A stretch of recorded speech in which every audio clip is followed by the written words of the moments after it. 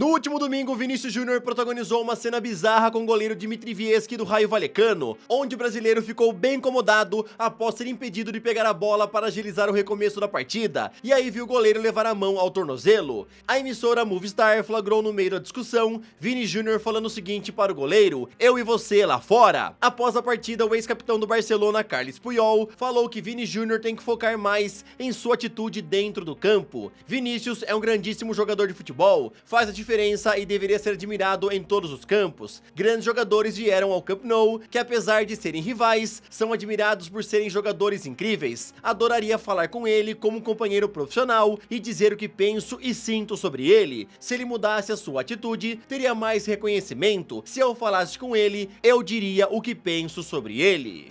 Meus amigos, o goleiro Dmitry Vieski até depois da partida foi questionado, sobre essa frase do Vini Júnior, "eu e você lá fora", e ele comentou que não encontrou o jogador, que se encontrasse ia dar um abraço no Vini Júnior, pois o brasileiro é um grandíssimo jogador, tá? Então o goleiro aí nem ligou para a provocação do Vinícius Júnior. E o que tu acha aí das palavras de Carles Puyol? Se Vinícius focasse mais nas suas atitudes dentro do campo, ele teria mais reconhecimento. Comenta aí o que você pensa em relação a essas frases aí da lenda do Barcelona. Eu sou o Todd, seja muito bem-vindo para mais um vídeo aqui no canal, onde eu vou te contar bastante coisa interessante. Mais uma pipocada no Botafogo, os caras realmente parecem que estão querendo entregar o título do Brasileirão. Vou te falar sobre o jogo maluco que teve ontem entre Tottenham e Chelsea, com direito a 5 gols anulados pelo VAR. Bora ver aí sobre Jadon Sancho, que foi excluído do grupo do Zap lá do Manchester United. O vídeo tá muito bom, só que antes eu queria te lembrar que hoje temos Liga dos Campeões. Começa a quarta rodada da fase de grupos e temos jogos bem interessantes.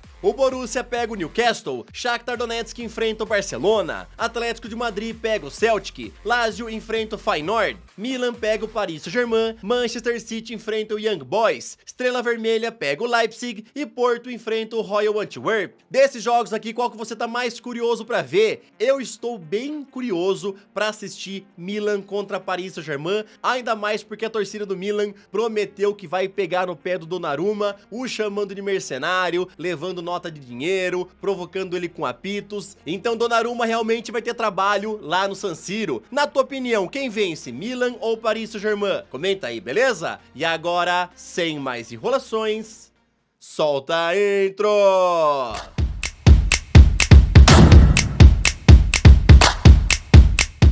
Ontem, completando a 32ª rodada do Brasileirão, tivemos um empate sem gols entre Santos e Cuiabá, lá na Vila Belmiro. Já o Vasco fez valer da sua força em São Januário ao bater o líder Botafogo por 1-0, e assim eles conseguiram sair do Z4. Paulo Henrique, com essa bomba, marcou o único gol do jogo. Botafogo e Palmeiras têm 59 pontos, Red Bull Bragantino tem 58, Grêmio 56, Atlético Mineiro e Flamengo completam o G6 com 53 pontos. Na zona de rebaixamento temos Cruzeiro, Goiás, Curitiba e América Mineiro. Lembrando que ainda tem times aí com um jogo a menos, tá? Como por exemplo Botafogo, Flamengo, Red Bull Bragantino, o Cruzeiro também, Fortaleza. Alguns times aí têm uma partida a menos e que já já eles vão jogar e ficar aí exatamente igual em número de jogos com os outros clubes. Mas o Botafogo, meus amigos, tá dando uma pipocada monstra, hein? Chegou a abrir aí 10, 12 pontos, se eu não me engano, aí de distância pro segundo colocado, ou até mais pontuação, não lembro direito. E agora conseguiu ficar empatado com o Palmeiras em número de pontos. Tudo bem que tem um jogo a menos, mas realmente o Botafogo tá deixando a torcida deles maluca. Na tua opinião, eu quero que você comente 3 coisas aqui, tá? Quem vai ser campeão brasileiro e quais serão os outros 2 rebaixados em 17º e 18º lugar? Porque o América Mineiro e o Curitiba praticamente já estão lá na Série B, Só um milagre o salvaria. Endrick, que vem brilhando muito pelo Palmeiras, foi convocado ontem por Fernando Diniz para defender a seleção brasileira nos Jogos de Novembro. E vale a pena lembrar que o jogador de apenas 17 anos é o mais jovem a ser convocado desde Ronaldo em 1994. É um jogador que tem potencial para ser um daqueles grandes talentos. A gente não sabe se vai confirmar ou não. A convocação não é uma pressão, é um prêmio e também uma visão do futuro que ele pode ser. A convocação do Endrick e de mais alguns nomes aponta um pouco do que pode ser o futuro. Esse apontamento não quer dizer que é uma confirmação. A confirmação informação só vai vir com o tempo e depende de vários fatores para que haja essa consolidação desses nomes pra frente. Foi o que falou Fernando Diniz ontem na coletiva ao ser questionado sobre a convocação de Endrick. Galera, fazia muito tempo que eu não ficava empolgado com a convocação da seleção brasileira e eu acho que não fui o único, né? Teve muita gente comentando no vídeo de ontem que ficou muito feliz com a convocatória, com vários nomes novos que surgiram aí lembrados pelo Fernando Diniz. Então, finalmente, uma convocação que empolga a gente, né? Só faltou aí o Anderson Talisca, que na minha opinião merece muito ser lembrado aí pelo Fernando Diniz. O Marcos Leonardo, na minha opinião, é outro jogador que também merece aí ser testado na seleção brasileira, mas pelo menos já mudou muita coisa e convenhamos, né? Essa convocação empolgou pelo menos a gente pra assistir com gosto esses jogos contra a Colômbia no dia 16 e a Argentina no dia 21. Agora, rapidão, queria te pedir aquela moral, deixa o like no vídeo, se inscreve no canal e também ativa o sininho. Aqui tem vídeos novos todos os dias pra sempre te deixar muito bem antenado em relação a esse esporte tão maravilhoso. Ontem, Tottenham e Chelsea fizeram uma das melhores partidas da Premier League nessa temporada, onde os Spurs perderam a sua invencibilidade no campeonato ao levar 4-1 em casa. Dejan Kulusevski abriu o placar logo aos 6 minutos e depois aconteceu muita loucura, onde Sterling, Son, Moisés Caicedo e Nicolas Jackson marcaram gols e todos foram anulados pelo VAR. Aí aos 33, Romero foi expulso por falta em Enzo Fernandes dentro da área e Cole Palmer de pênalti empatou para o Chelsea. No começo do segundo tempo, o Dog foi mais um expulso do Tottenham. Aí apareceu a estrela de Nicolas Jackson, que marcou um hat-trick para virar o jogo em 4-1. No segundo tempo, também teve o quinto gol anulado pelo VAR e ele foi de Eric Dyer. Assim, o Tottenham fica na vice-liderança com 26 pontos e o Chelsea sobe para 10º lugar com 15 pontos.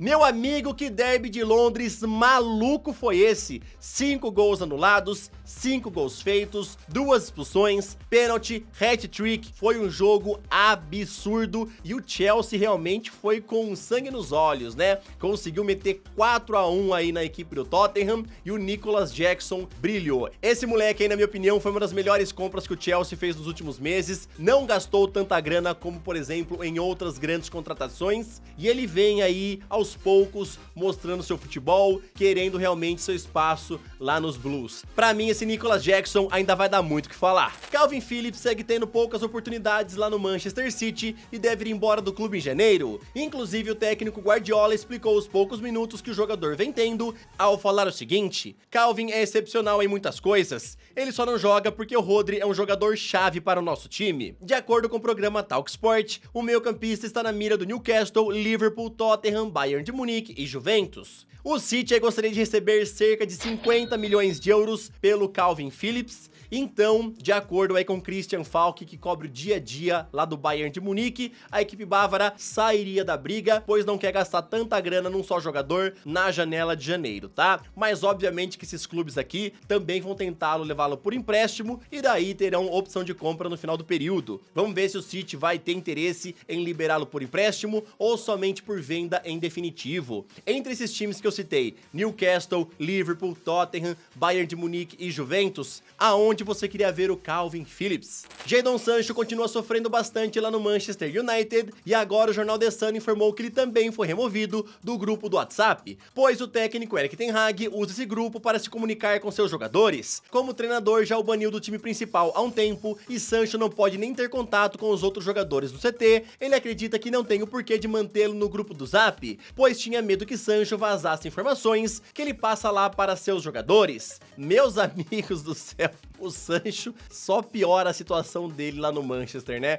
O cara foi banido, tem que comer sozinho lá no vestiário, não pode ter contato com jogadores da equipe principal, nem com jogadores aí das categorias de base, não pode parar o carro no CT, tem que parar o carro fora. É cada coisa louca que o Manchester tá fazendo com o seu jogador, que eu não sei não, viu? Se o Jadon Sancho for lá na FIFA e acionar a dona FIFA, não sei se pode dar ruim aí pros Diabos Vermelhos, hein? Pelo menos tudo isso aqui é relatado pela imprensa inglesa, tá? E todas essas proibições que eu citei foram relatadas pelo jornal The Athletic. Eu não sei não, hein? Se o Sancho procurar a FIFA, pode conseguir alguma coisa, porque certo isso daqui não tá, beleza? Eu não sei exatamente o que aconteceu lá dentro entre ele e o Ten Hag, e acho que a gente nunca vai saber. Mas eu acho que isso daqui não tá correto não, hein? Se o Sancho for atrás, é capaz de conseguir alguma coisa.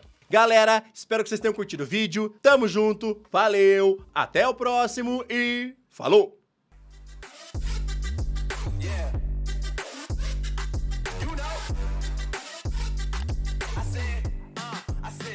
It's gonna be a long night.